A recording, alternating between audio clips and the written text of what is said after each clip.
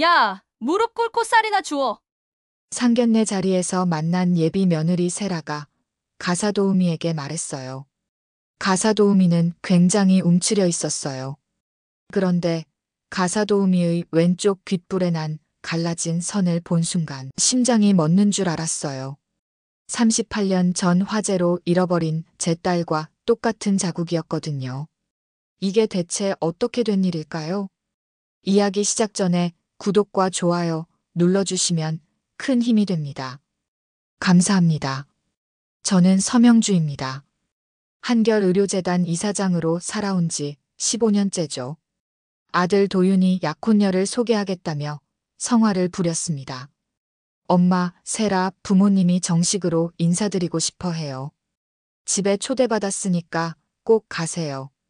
62년을 살면서 아들이 이렇게 간절하게 부탁하는 모습은 처음 봤습니다. 내과 의사인 도윤은 원래 조용하고 신중한 성격인데 그 아이가 이렇게까지 나서는 걸 보니 진짜 사랑에 빠진 모양이었죠. 윤세라라는 이름은 이미 여러 번 들었습니다. 문화재단 PR실장이고 집안도 괜찮다고 했죠. 도윤보다 2살 많은 37세라고 했는데 요즘 시대에 나이가 뭐 대수겠습니까? 그날 오후 운전기사와 함께 세란의 집으로 향했습니다. 강남구 논현동의 빌라였는데 겉으로 보기엔 평범해 보였지만 안으로 들어가니 완전히 다르더군요.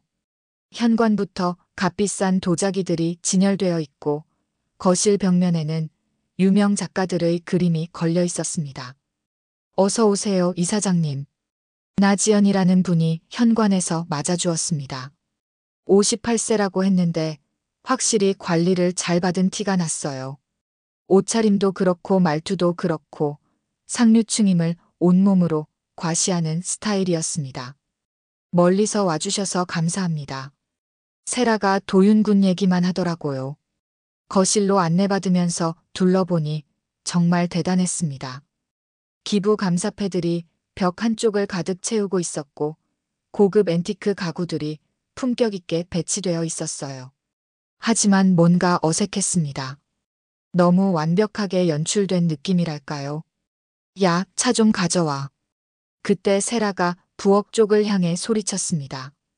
순간 저는 깜짝 놀랐어요. 되게 짜증투로 말했거든요. 잠시 후 한 여성이 차를 들고 나왔습니다. 키는 보통이고 말랐으며 40대 초반 정도로 보였어요. 검은 머리를 단정하게 묶었고 수수한 회색 블라우스를 입고 있었습니다. 눈이 맑고 인상이 온화했지만 어딘지 모르게 움츠러든 모습이었어요. 소개합니다. 저희 집 살림을 도와주시는 민가은 씨예요. 외할머니 간병도 겸해서 하시거든요. 아, 가사도우미였구나. 그런데 이상했습니다. 세라의 태도가 너무 거만했어요. 가은아, 찻잔 좀 제대로 놓아. 손님 앞에서 그렇게 덜렁거려서 어떡해. 가은이라는 분이 조심스럽게 찻잔을 놓는데 손이 미세하게 떨리고 있었습니다. 그 모습을 보니 가슴이 아팠어요. 저도 어릴 때 가난했거든요. 남의 집에서 눈치 보며 일하는 마음이 어떤지 알죠? 죄송합니다.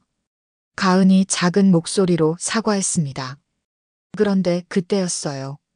가은이 찻잔을 정리하며 고개를 살짝 들었는데 왼쪽 귓불의 선이 그어진 것처럼 갈라진 부분이 보였습니다. 순간 숨이 멎는 줄 알았어요. 38년 전, 1987년 그 봄날이 번개처럼 스쳐 지나갔습니다.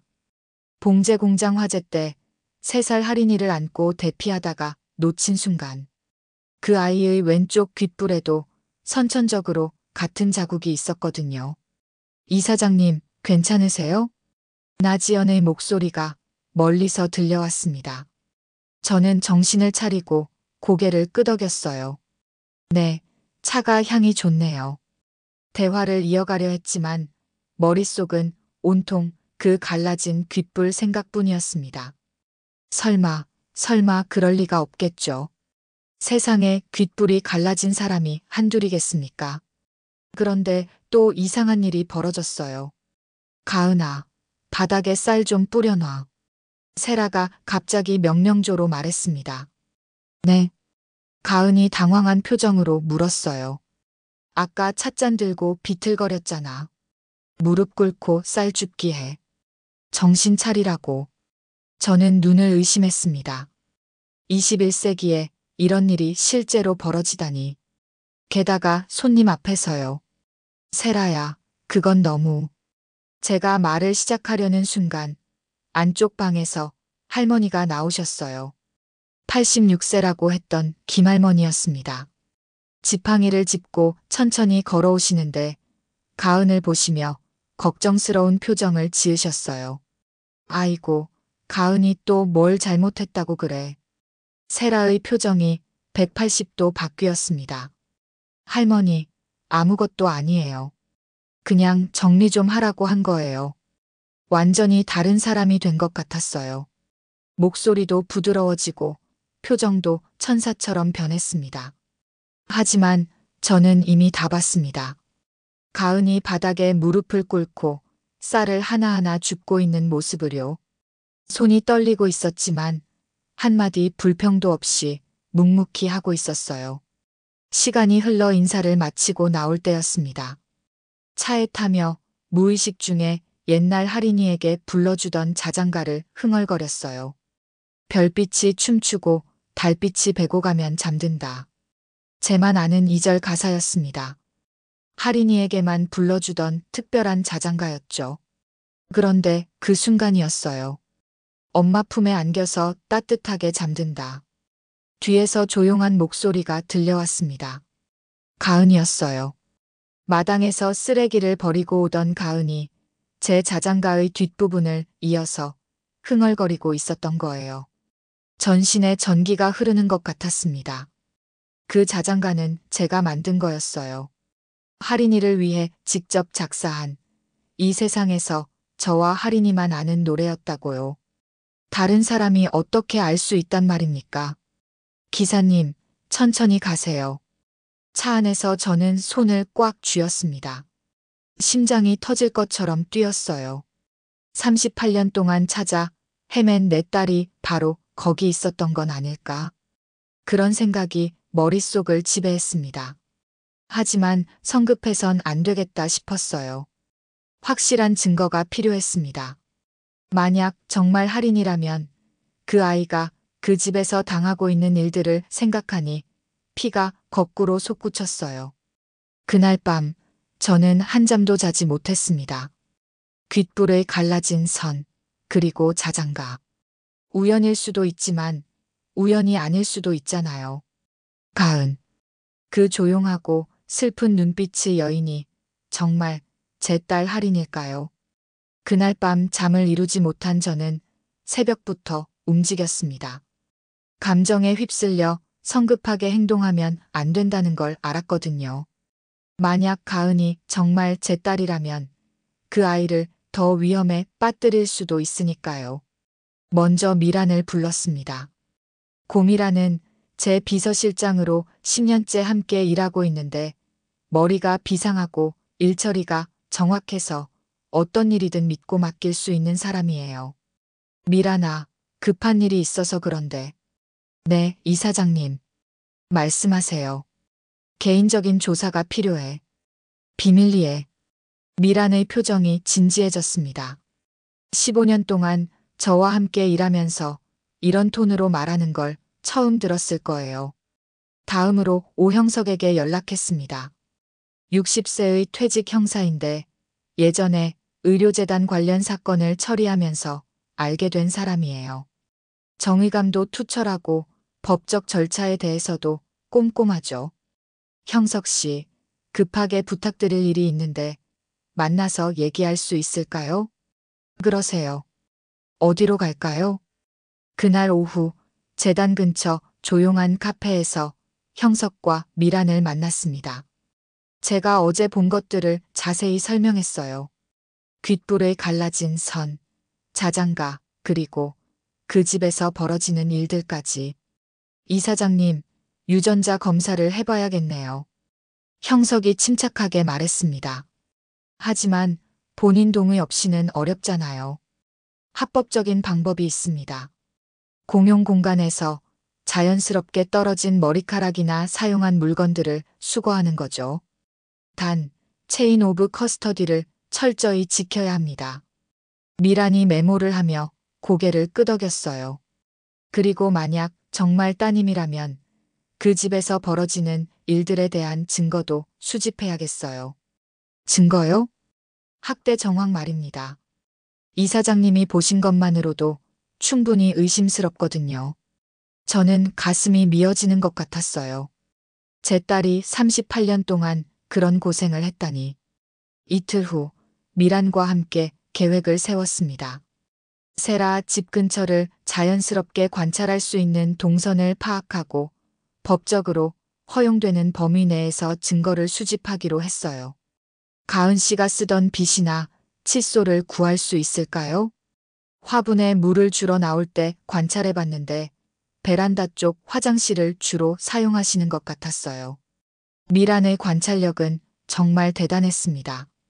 이틀 만에 가은의 생활 패턴을 거의 다 파악했더라고요. 그런데 조사하면서 더 심각한 걸 발견했어요.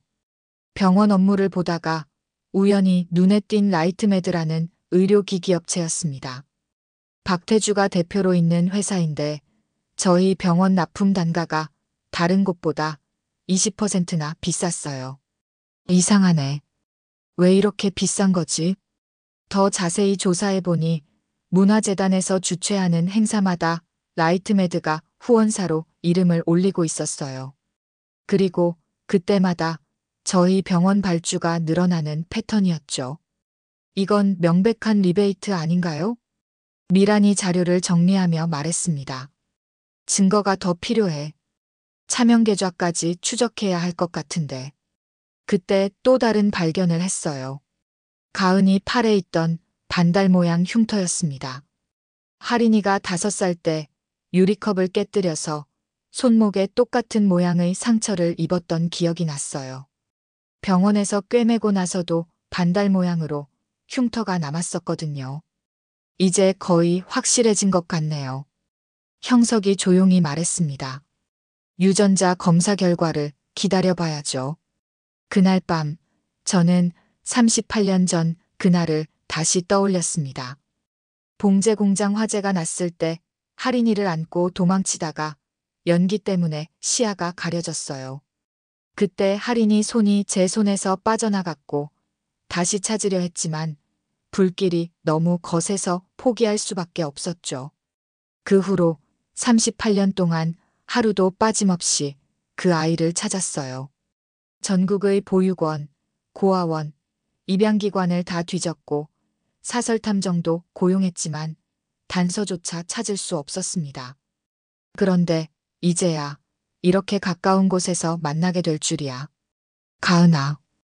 혼자 있을 때 이름을 불러봤어요. 할인이가 아니라 가은이라는 이름으로 38년을 살아온 그 아이를. 얼마나 외로웠을까, 얼마나 힘들었을까. 내일 유전자 검사 결과가 나온다고 했습니다. 99.8% 이상이면 모녀 관계가 확실하다고 하더라고요. 제 마음 한편으로는 확신이 있었어요. 그 슬픈 눈빛, 조용한 성격, 왼쪽 귓불의 갈라진 선, 손목의 반달 흉터, 그리고 무엇보다 자장가를 아는 것까지 모든 게 일치했거든요. 하지만 동시에 무서웠습니다. 만약 정말 제 딸이라면 38년 동안 그 아이가 겪었을 고통들을 어떻게 책임질 수 있을까요? 그리고 지금 당장 그 집에서 당하고 있는 학대를 어떻게 멈출 수 있을까요? 아침이 오면 모든 게 명확해질 거예요. 그때까지는 더 이상 기다릴 수밖에 없었습니다. 그날 아침, 제 손은 계속 떨리고 있었습니다. 형석에게서 온 문자 메시지를 받았거든요. 결과 나왔습니다. 오늘 오후 2시에 만나죠. 시계를 보니 오전 10시였어요. 내 시간을 어떻게 기다리라는 거죠?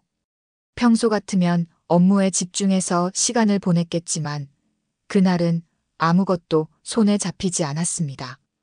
미란이 들어왔어요. 이사장님, 괜찮으세요?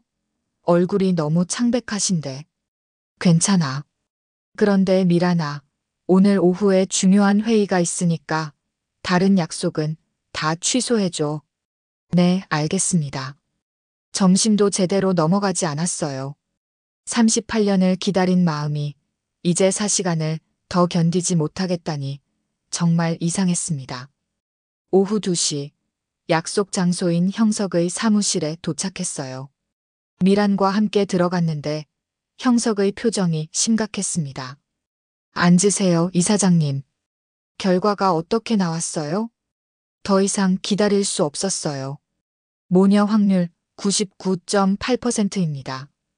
그 순간 온 세상이 조용해지는 것 같았어요.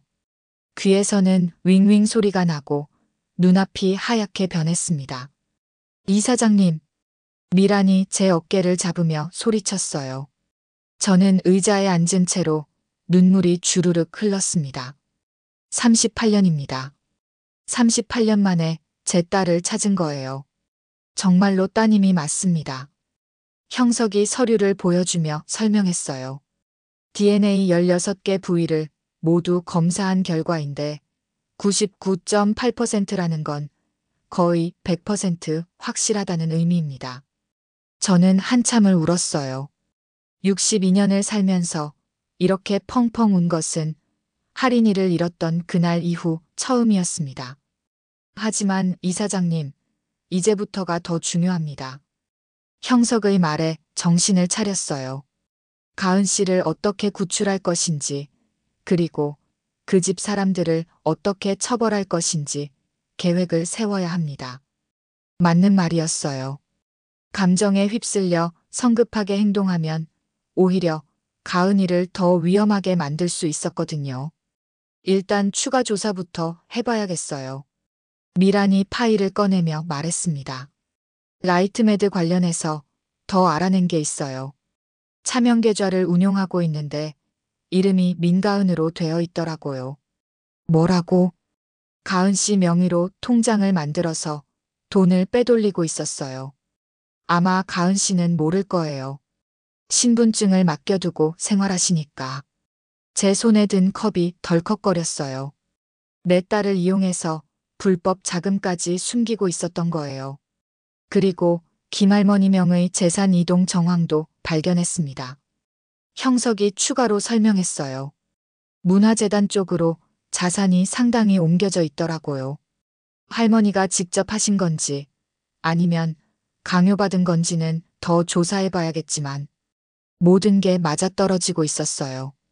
세라와 나지연이 김할머니와 가은을 이용해서 온갖 불법 행위를 저지르고 있었던 거죠. 이제 어떻게 해야 할까요? 저는 두 사람을 바라봤어요. 일단 가은 씨를 안전한 곳으로 빼내야 합니다. 그 다음에 법적 처벌을 하고요. 하지만 섣불리 움직였다가 증거인멸당하면 어떡하죠? 그래서 동시다발적으로 진행해야 해요. 가은 씨 구출과 수사기관 신고를 같이 하는 거죠. 형석의 계획은 치밀했어요. 가은을 구출하는 동시에 세라 집에 대한 압수수색을 진행하고 라이트메드와 문화재단에 대한 감사도 동시에 실시하는 거였죠. 언제 실행할까요? 최대한 빨리요. 하루라도 더 늦으면 가은 씨가 더 고생할 테니까. 그날 밤 저는 잠들기 전에 할인이 어릴 때 사진을 꺼내봤어요. 3살 때 찍은 마지막 사진이었는데 왼쪽 귓불의 갈라진 선이 선명하게 보였습니다. 할인아, 엄마가 늦었구나. 사진 속 할인이는 환하게 웃고 있었어요. 그때는 정말 행복한 시절이었죠. 비록 가난했지만 모녀가 함께 있었으니까. 38년 만에 찾은 내 딸.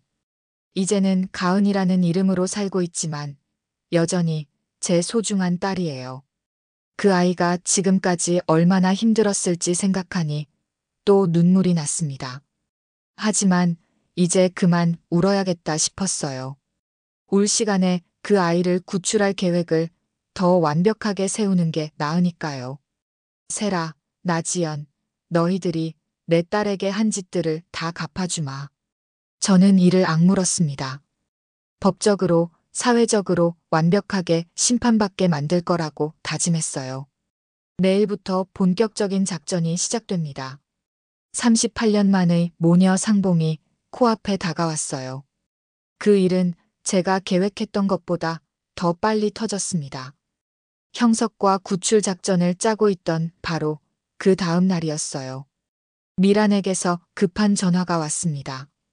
이사장님, 큰일이에요. 가은 씨네 집에서 난리가 났다는 얘기를 들었어요. 뭔 일인데?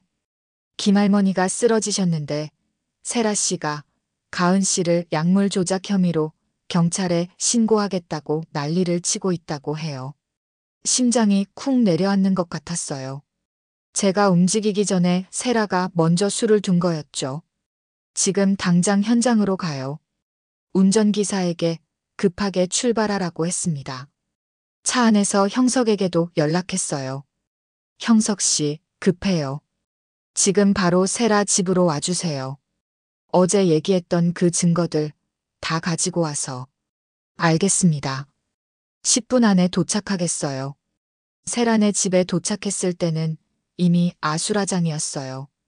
거실에서 세라가 고성을 지르고 있었고 가은은 구석에서 작게 웅크리고 있었습니다. 김할머니는 침대에 누워 계셨는데 의식은 있으셨어요. 뭔 일이에요? 제가 들어서자 세라가 돌아봤습니다. 평소의 차분한 모습은 온데간데 없고 얼굴이 새빨갛게 상기되어 있었어요. 이사장님, 잘 오셨어요. 이 사람이 할머니 약을 바꿔치기 했어요. 세라가 가은을 가리키며 소리쳤습니다. 할머니가 혈압약 드시고 쓰러지셨거든요. 분명히 이 사람이 약을 바꿨을 거예요. 저는 가은을 봤어요. 그 아이는 고개를 숙인 채 벌벌 떨고 있었습니다. 38년 만에 찾은 제 딸이 저런 모습으로 있다니. 증거가 있어요? 증거요? 이 사람 말고 누가 약에 손을 댔겠어요. 경찰 부를 거예요. 아니, 언론에도 알릴 거고. 세라의 목소리가 점점 높아졌습니다. 완전히 이성을 잃은 상태였어요. 그때 형석이 도착했습니다. 손에 서류 뭉치를 들고 있더라고요. 잠깐만요, 세라 씨. 형석이 차분하게 말했습니다.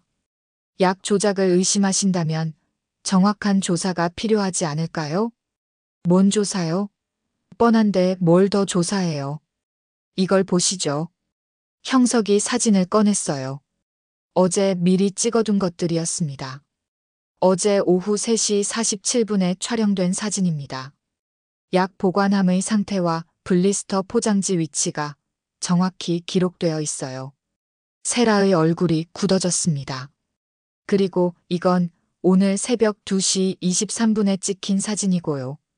누군가 약 라벨을 바꿔 끼는 모습이 선명하게 나와 있네요.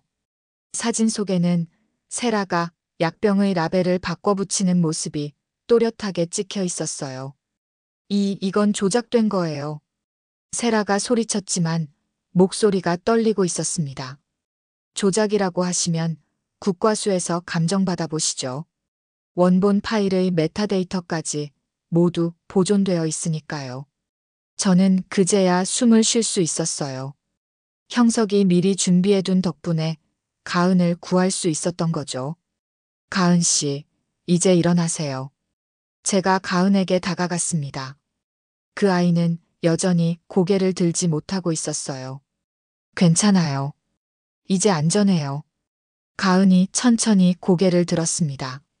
눈이 퉁퉁 부어 있었고 뺨에는 손가락 자국이 선명하게 남아 있었어요.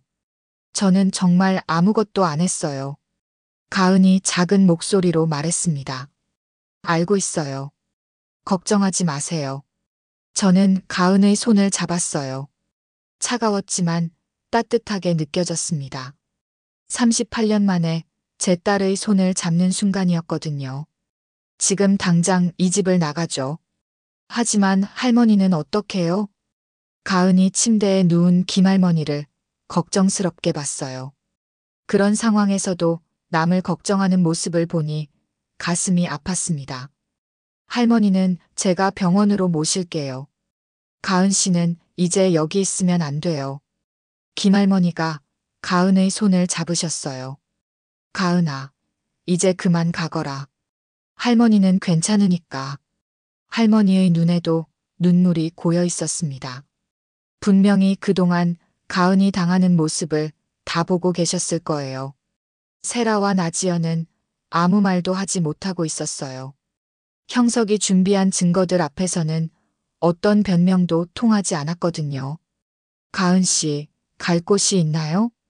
제가 물었지만 답을 알고 있었어요. 그 아이에게는 갈 곳이 없었으니까요. 저희 재단에서 임시 거처를 마련해 드릴게요. 안전한 곳이니까 걱정하지 마세요. 차에 타고 나서야 가은이 처음으로 웃었어요. 작은 미소였지만 저에게는 38년 만에 보는 가장 아름다운 미소였습니다. 정말 괜찮을까요? 네, 이제 정말 괜찮아요. 저는 확신했어요. 제 딸을 다시는 그런 곳에 두지 않을 거라고 말입니다. 그날 오후 조용한 동네의 폐관된 옛 극장에서 가은과 둘이 앉았어요. 이제 진실을 말해야 할 때였습니다. 가은 씨, 제가 할 말이 있어요. 네. 혹시 어릴 때 기억이 나나요? 가은이 고개를 저었어요. 3살 전 기억은 거의 없어요. 보육원에서 자랐는데 거기서도 기억나는 건 별로 없고 저는 DNA 검사 결과를 꺼냈습니다. 이걸 보세요. 가은이 서류를 받아보더니 눈이 커졌어요. 이게 뭐예요? 모녀 확률 99.8%라고 나와 있죠? 가은의 손이 떨리기 시작했습니다. 네, 당신은 제 딸이에요. 38년 전에 잃어버린 할인이. 그 순간 가은이 무너져 내렸어요. 38년 동안 참아왔던 모든 감정이 한꺼번에 쏟아져 나온 것 같았습니다. 엄마. 작은 목소리였지만 저에게는 천둥 소리보다 크게 들렸어요. 그래, 엄마야. 미안해, 할인아. 엄마가 너무 늦었구나. 저도 울었습니다. 62년을 살면서 이렇게 행복한 눈물을 흘린 것은 처음이었어요. 별빛이 춤추고 달빛이 배고 가면 잠든다. 제가 자장가를 부르자 가은이, 아니 할인이가 뒷부분을 이어 불렀어요. 엄마 품에 안겨서 따뜻하게 잠든다. 38년 만의 모녀 상봉이었습니다. 이제 정말로 제 딸을 찾은 거예요. 할인이와 재회한 후 일주일이 지났습니다. 아직도 꿈 같았어요. 38년 만에 찾은 제 딸이 바로 옆에서 조용히 차를 마시고 있다니. 어떤 기분이에요? 할인이가, 아니, 이제는 가은이라고 불러야겠죠. 가은이가 조심스럽게 물었습니다. 행복해요. 정말 행복해. 저는 진심으로 답했어요. 하지만 동시에 마음 한편으로는 분노가 끓고 있었습니다. 제 딸이 38년 동안 겪었을 고통들을 생각하면 잠이 오지 않았거든요. 가은이를 한결 돌봄센터의 임시 숙소에 머물게 했습니다. 조용하고 안전한 곳이었어요. 그리고 전문 심리 상담사를 연결해 드렸죠. 상담을 받는 게 어때요? 저는 괜찮은데요. 괜찮지 않아요. 그동안 너무 많은 일을 혼자 감당했잖아요. 가은이는 망설이다가 고개를 끄덕였어요. 그럼 한번 받아볼게요. 이틀 후 상담사 선생님과 면담했습니다. 가은 씨가 상당히 심각한 트라우마를 갖고 있어요. 장기간의 정서적 학대 후유증이 심합니다. 얼마나 걸릴까요? 최소 6개월은 봐야겠어요. 그리고 안정적인 환경에서 충분한 휴식을 취해야 합니다. 저는 다짐했어요. 가은이가 완전히 회복할 때까지 최선을 다해 돌보겠다고. 한편으로는 증거 수집도 계속 진행했습니다. 형석과 미란이 밤낮으로 자료를 정리했어요. 이사장님, 이거 보세요. 미란이 USB를 가져왔습니다. 가은 씨가 몰래 녹음해둔 파일들이에요. USB 안에는 세라와 나지연이 가은을 학대하는 음성 파일들이 가득했어요. 듣기만 해도 소름이 돋는 내용들이었습니다. 그리고 이것도 있어요. 작은 수첩이었습니다. 가은이 날짜별로 당한 일들을 기록해둔 거였어요. 3월 15일, 무릎 꿇고 쌀 줍기 30분. 이유 찻잔에 물때 있다고 함. 3월 20일, 뺨 맞음. 이유 할머니가 넘어져서. 3월 25일, 하루 종일 굶김. 이유 청소 제대로 안 했다고 함. 한 줄 한 줄 읽을 때마다 가슴이 찢어지는 것 같았어요. 제 딸이 이런 고통을 당하고 있었는데 저는 몰랐던 거죠. 이런 기록을 왜 남겼을까요? 아마 자존감을 지키려는 나름의 방법이었을 거예요. 기록함으로써 내가 당한 일들이 잘못된 것이라는 걸 확인하려고 했던 거죠. 형석의 분석이었습니다. 법적 증거로 쓸 수 있나요? 충분합니다. 날짜, 시간, 상황이 구체적으로 기록되어 있고 음성 파일과도 일치해요. 이제 본격적으로 반격에 나설 때였습니다. 다음 날 병원에서 긴급 감사에 착수했어요. 라이트메드와의 모든 거래 내역을 전수조사하기로 했죠. 감사팀장, 의료기기 납품업체 계약 건들을 다시 검토해 보세요. 어떤 부분을 중점적으로 봐야 할까요? 가격 비교 분석과 후원 연계성. 특히 문화재단 행사와 동시에 발주가 늘어나는 패턴들 말입니다. 감사가 시작되자 라이트메드 쪽에서 연락이 왔어요. 이사장님, 박태주 대표가 면담을 요청했습니다. 만날 필요 없어요. 공식적인 감사 절차를 따르라고 하세요. 저는 단호하게 거절했습니다. 이미 모든 증거가 나와 있는데 무슨 면담이 필요하겠어요. 그날 저녁, 가은과 함께 저녁을 먹었습니다. 엄마, 괜찮은 거죠? 가은이 걱정스럽게 물었어요. 뭐가요? 제 일 때문에 엄마가 힘들어 하시는 것 같아서요. 힘든 게 아니라 화가 나는 거예요. 내 딸이 그런 일을 당했는데 엄마가 화가 안 나겠어요? 가은이 작게 웃었습니다. 엄마가 계셔서 다행이에요. 이제 다신 그런 일 없을 거예요. 엄마가 지켜줄 테니까. 그런데 며칠 후 예상치 못한 소식을 들었습니다. 이사장님, 문화재단에서 기자회견을 한다고 해요. 기자회견? 나지연 이사장이 직접 나서서 해명하겠다는 것 같은데요. 저는 코웃음을 쳤어요. 해명이라. 뭘 해명하겠다는 거죠? 하지만 마음 한편으로는 긴장됐어요. 저쪽에서도 반격에 나설 모양이었거든요. 형석 씨, 우리도 준비해야겠어요. 이미 준비하고 있습니다.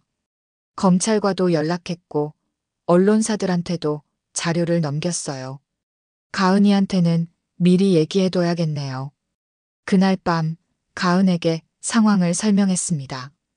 앞으로 며칠 동안 힘들 거예요. 언론에서도 관심을 가질 테고. 괜찮아요, 엄마. 저는 엄마 옆에만 있으면 돼요. 가은이의 말에 힘이 났어요. 38년을 혼자 버텨온 강한 아이니까 이번에도 잘 헤쳐나갈 수 있을 거라고 생각했습니다. 다음 주에는 결정적인 순간이 올 거예요. 문화재단 30주년 자선 갈라가 예정되어 있었거든요. 모든 증거를 공개할 최적의 타이밍이었습니다. 이제 칼날을 갈 시간이 끝났네요. 형석이 자료 정리를 마치며 말했습니다. 이제 실전이에요. 드디어 그날이 왔습니다. 문화재단 30주년 자선갈라 행사가 열리는 날이었어요. 서울 시내 최고급 호텔 그랜드 볼룸에서 진행되는 대형 행사였죠. 아침부터 긴장이 됐어요. 오늘 모든 걸 끝낼 거니까요. 이사장님, 준비 다 됐나요? 형석이 마지막 점검을 했습니다. 영상 자료, 음성 파일, 계좌 추적 자료, 의료기기 납품 관련 증거까지 모든 게 준비됐어요. 수사기관 쪽은 어때요? 검찰과 경찰이 동시에 움직입니다. 행사장에서 신호가 오면 바로 영장 집행에 들어가요. 완벽했어요.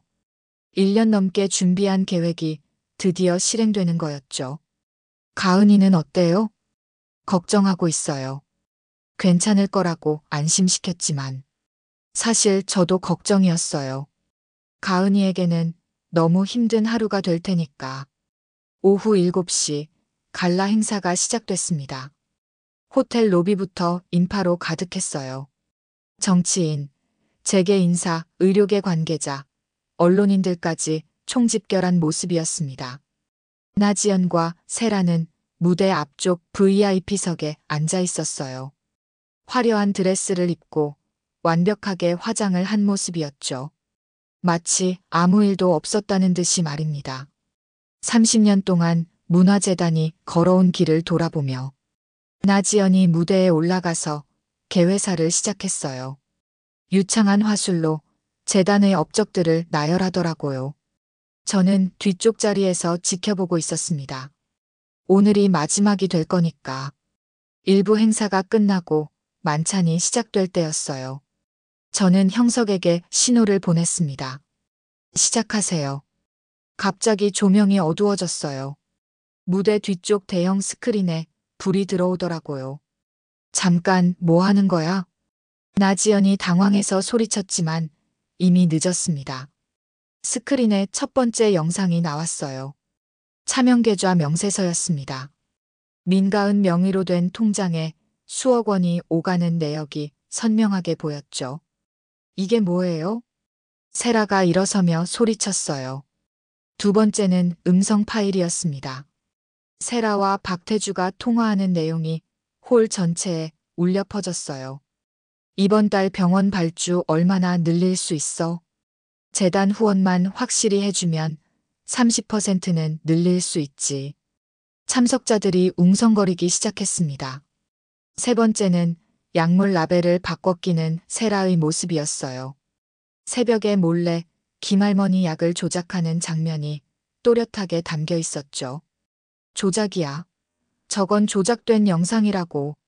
세라가 무대로 뛰어 올라가려 했지만 경비원들이 막았어요. 마지막으로 나온 건 가사폭력 영상들이었습니다.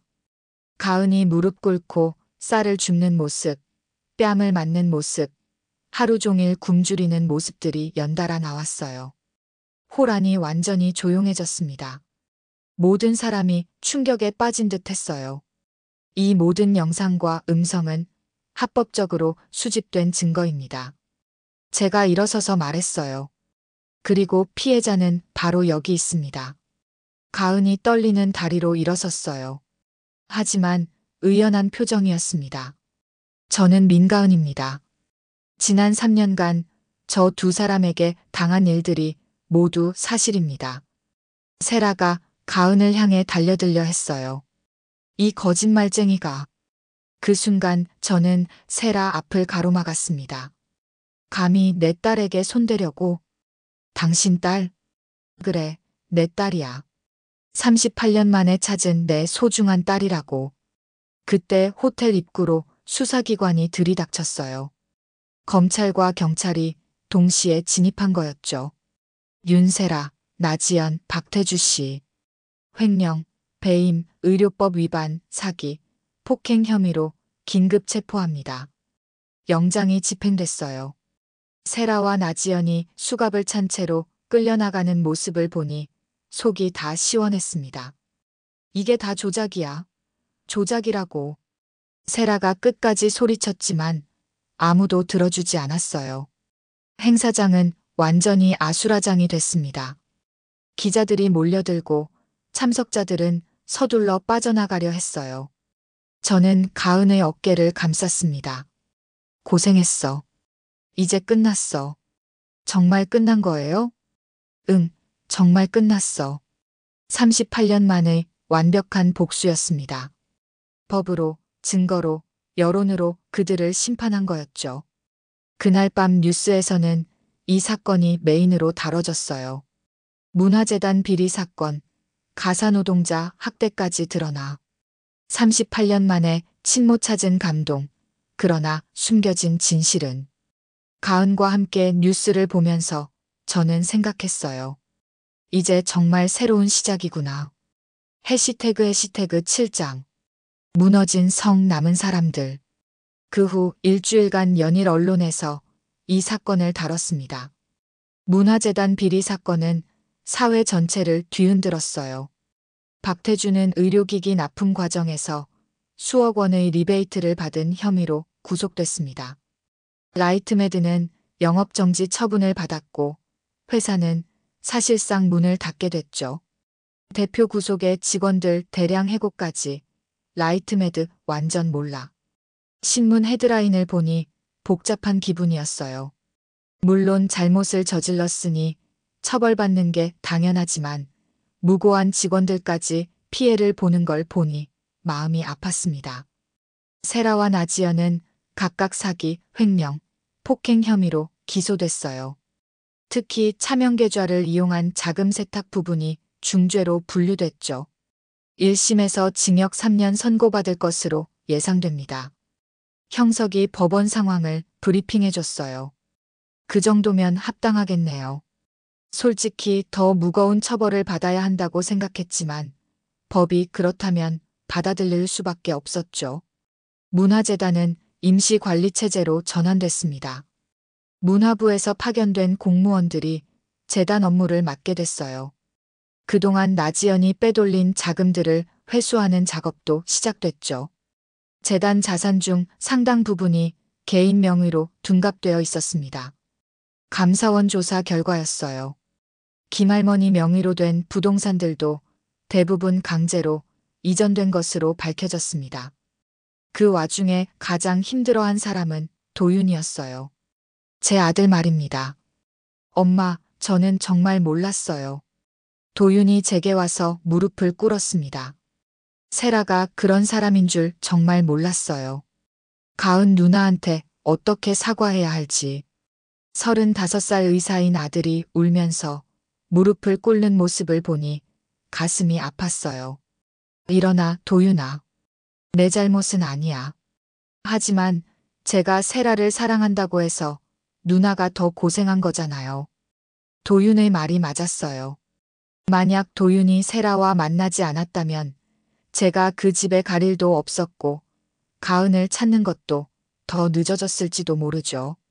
하지만 내가 세라를 소개하겠다고 해서 내가 그 집에 갔고 그래서 가은이를 찾을 수 있었어. 어떻게 보면 내 덕분이야.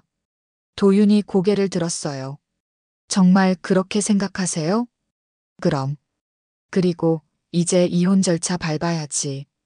도윤이 고개를 끄덕였어요. 이미 변호사랑 상담했어요.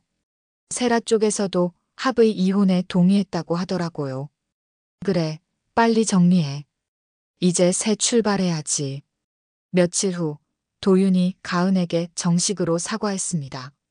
재단 사무실에서였는데 도윤이 가은 앞에서 무릎을 꿇고 사과하는 모습을 보니 눈물이 났어요. 누나, 정말 죄송합니다. 제가 눈이 멀어서 세라를 사랑한다고 착각했어요. 누나가 그 집에서 고생하는 줄도 모르고. 가은이 도윤의 어깨에 손을 올렸어요. 괜찮아요, 도윤아. 당신 잘못이 아니에요. 하지만 정말 괜찮아요. 오히려 고마워요. 당신 덕분에 엄마를 만날 수 있었으니까. 남매가 서로를 끌어안는 모습을 보니 정말 다행이라는 생각이 들었어요. 이제야 진짜 가족이 된 기분이었거든요. 한편 저는 가은과 함께 새로운 프로젝트를 시작했습니다. 돌봄 노동자들의 권익 보호를 위한 파일럿 사업이었어요. 한결 돌봄학교라는 이름은 어때요? 좋네요. 돌봄 일을 하시는 분들이 제대로 된 교육도 받고 권리도 보장받을 수 있도록 하는 거죠. 네, 그리고 혹시라도 부당한 대우를 받으면 신고할 수 있는 시스템도 만들고요. 가은의 아이디어였어요. 본인이 겪었던 일들이 다른 사람들에게는 일어나지 않기를 바라는 마음이었죠. 그런데 엄마, 제가 이런 일을 할 수 있을까요? 가은이 걱정스럽게 물었어요. 왜 못하겠어? 누구보다 이 일을 잘 알잖아. 하지만 저는 학력도 없고 경험도 없고. 학력이 뭐가 중요해? 너는 38년 동안 현장에서 직접 체험한 산 경험이 있어. 그게 어떤 학위보다 소중한 거야. 제 말을 들은 가은의 얼굴이 밝아졌어요. 그 무렵 김할머니 소식도 들었습니다.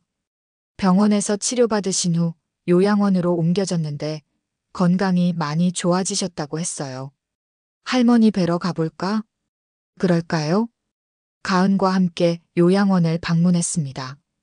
김할머니는 가은을 보자마자 눈물을 흘리셨어요. 아이고, 우리 가은이. 이제 좋은 곳에서 잘 지내고 있구나. 네, 할머니. 걱정 안 하셔도 돼요. 할머니가 제 손을 잡으셨어요. 이사장님, 고맙습니다. 가은이를 구해주셔서.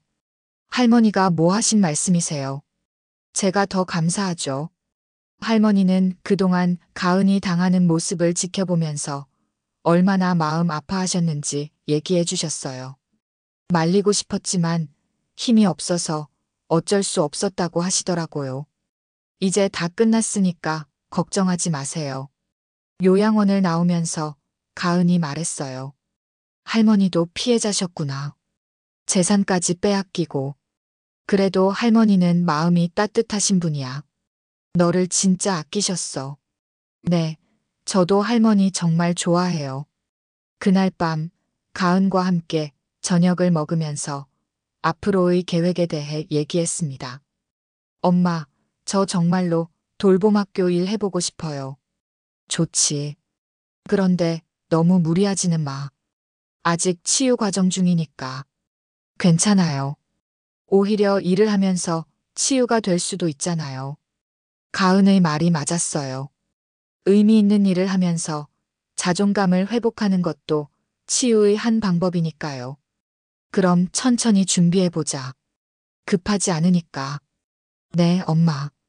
그 순간 저는 깨달았어요. 이제야 정말로 엄마가 된 기분이라는 걸.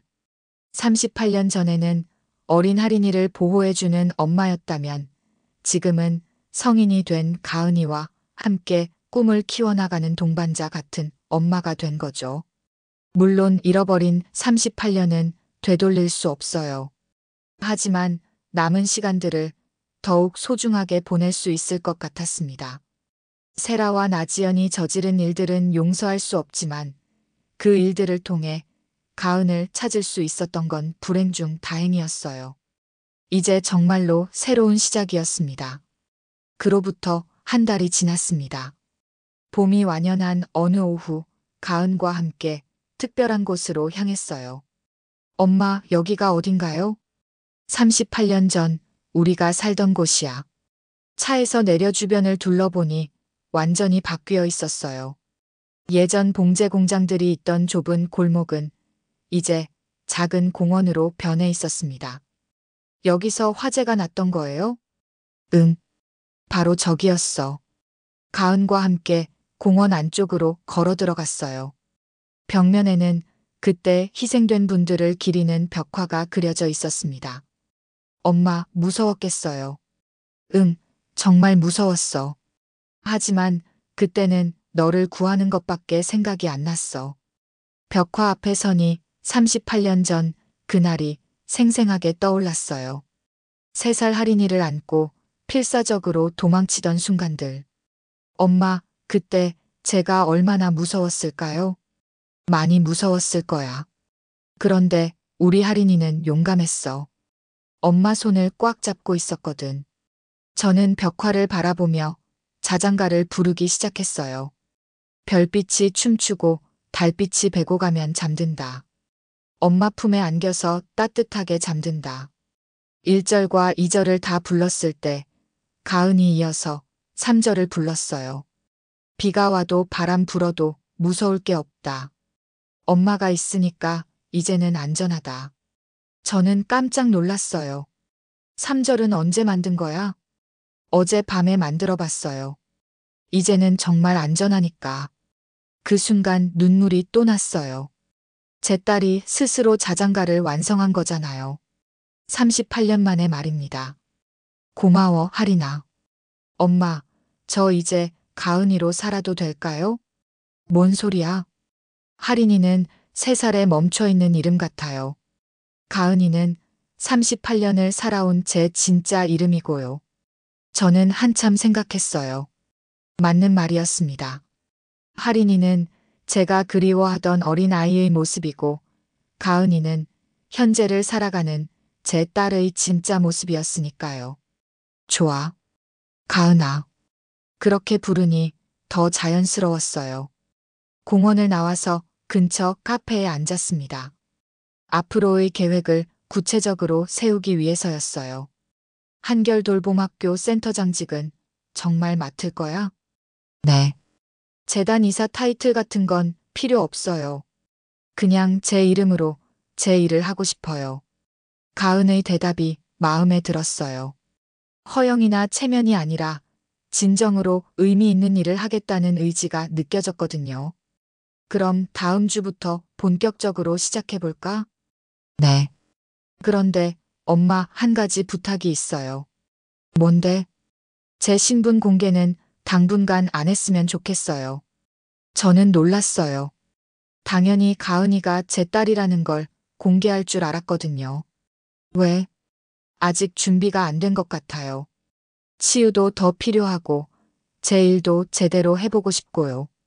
하지만 엄마, 저는 이제 서명주의 딸이 아니라 민가은으로 인정받고 싶어요. 제 능력으로, 제 노력으로요. 가은의 말에 깊이 공감했어요. 38년 동안 남에게 의존해서 살았으니 이제는 독립적으로 살고 싶어 하는 게 당연했죠. 알았어. 내가 원할 때까지 기다릴게. 고마워요, 엄마. 그날 저녁 집에서 도윤과 함께 저녁을 먹었어요. 이혼 수속도 다 끝났고 요즘은 병원 일에만 집중하고 있다고 했습니다. 가은 누나는 어떠세요? 잘 지내고 있어. 돌봄학교 일 시작하겠다고 하더라. 정말 대단하신 것 같아요. 그런 일을 겪고도 다른 사람들을 도우려고 하시니까. 도윤의 말이 맞았어요. 가은은 정말 강한 사람이었습니다. 너도 가끔 누나 만나봐. 같은 집에 살 형제니까. 네, 그럴게요. 며칠 후 한결 돌봄학교 개교 준비 모임을 했습니다. 가은이 센터장으로 전문 강사들과 상담사들이 함께 참여하는 프로그램이었어요. 첫 번째 교육 과정은 어떻게 구성할까요? 실무 교육보다는 권리 교육부터 시작하면 어떨까요? 가은의 제안이었어요. 본인이 어떤 권리를 갖고 있는지, 어떤 대우를 받아야 하는지부터 알아야 부당한 일을 당했을 때 대응할 수 있으니까요. 정말 좋은 아이디어였어요. 경험에서 나온 지혜였죠. 그리고 심리 상담 프로그램도 넣으면 좋겠어요. 저처럼 트라우마를 갖고 계신 분들이 많을 테니까. 가은의 계획은 구체적이고 현실적이었어요. 38년 동안 쌓인 경험이 이제 다른 사람들을 도우는 자산이 되고 있었습니다. 개교식 날 많은 사람들이 참석했어요. 돌봄 노동에 종사하는 분들뿐만 아니라 관련 단체 관계자들, 언론인들까지. 안녕하세요. 한결돌봄학교 센터장 민가은입니다. 가은이 무대에 올라가서 인사했어요. 떨리는 기색 없이 당당한 모습이었습니다. 저는 3년간 가사 도우미로 일하면서 여러 가지 어려움을 겪었습니다. 그런 경험을 바탕으로 같은 일을 하시는 분들께 조금이나마 도움이 되고 싶어서 이 자리에 서게 됐습니다. 박수가 터져 나왔어요. 저도 눈물을 참으며 박수를 쳤습니다. 앞으로 이곳에서는 단순히 일하는 기술만 가르치는 것이 아니라 인간으로서의 존엄성을 지키는 방법을 함께 배워나가겠습니다. 가은의 연설을 들으면서 저는 확신했어요. 이 아이가 정말 자기 길을 찾았구나. 행사가 끝난 후 가은과 함께 집으로 돌아왔어요. 어땠어? 떨렸는데 뿌듯해요. 정말 잘했어. 엄마가 보기에도 완벽했어. 엄마 덕분이에요. 무슨 소리야? 다 내가 한 거야. 저는 가은을 끌어안았어요. 가은아, 사람은 직함이 아니라 이름으로 사는 거야. 네. 너는 이제 진정한 민가은이 됐어. 남이 붙여준 이름이 아니라 내가 스스로 만들어낸 이름으로 살고 있잖아. 가은이 활짝 웃었어요. 고마워요, 엄마. 저를 있는 그대로 받아주셔서.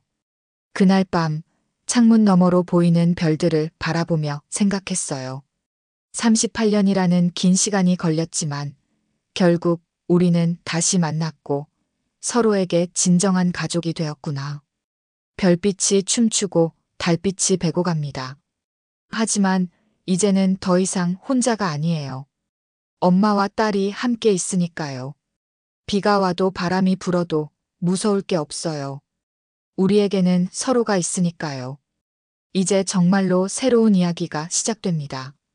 서명주와 민가은, 모녀가 함께 써내려갈 아름다운 이야기 말입니다.